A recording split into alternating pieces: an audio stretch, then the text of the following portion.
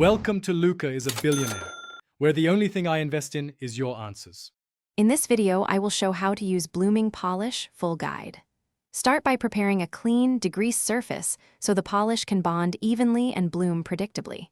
Use a tack cloth to remove dust, then shake the polish bottle well and apply a thin first coat.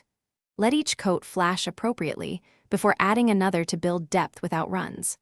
Practice timing and layer control to achieve consistent pearlized effects across your project. Prepare the workspace with ventilation and lay down protective coverings to catch overspray or drips. Gather soft foam brushes, low lint cloths, and a reliable timer so you can manage drying stages precisely. Wear gloves and a respirator to protect skin and lungs from solvent vapors.